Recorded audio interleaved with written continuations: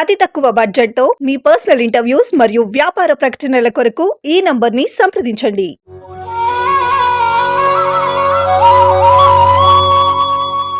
ధనుర్మాసాన్ని శూన్యమాసం అని అంటారు. ఈ నెలలో ఎలాంటి శుభకార్యాలు చేయకూడదని చెబుతారు. పవిత్రమైన ధనుర్మాసాన్ని శూన్యమాసం అని ఎందుకు పిలుస్తారో తెలుసుకుందాం.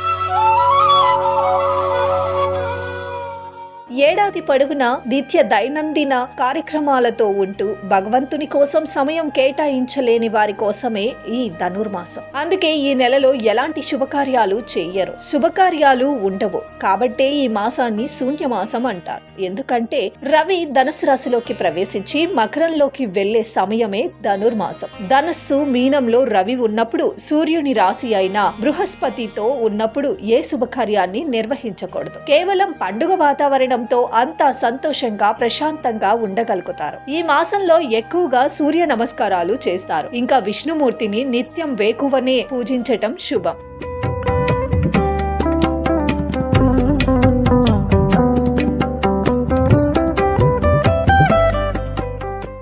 ధనుర్మాసం ఆధ్యాత్మిక ప్రయోజనాలు కలిగిన నెల. సంక్రాంతికి ఒక నెల ముందు నుంచి ధనుర్మాసం ప్రారంభమవుతుంది. ధనుర్మాసంలో వివాహం కావలసిన అమ్మాయిలు ప్రతిరోజు సూర్యోదయానికి ముందే స్నానాలు చేసి పంచామృతాలతో మహావిష్ణువుని అభిషేకించి తర్వాత తులసి దళాలు, పూలతో అష్టోత్తర సహస్రనామాలతో స్వామిని పూజించి నైవేద్యం సమర్పించాలి. నెల రోజులు చెయ్యలేని వాళ్ళు 15 రోజులు, 8 రోజులు లేదా ఒక్క రోజైనా చెయ్యవచ్చు. ఇలా చేయటం వల్ల వారికి కోరుకున్న వ్యక్తితో అతి త్వరలో వివాహం జరుగుతుందని ప్రతీతి.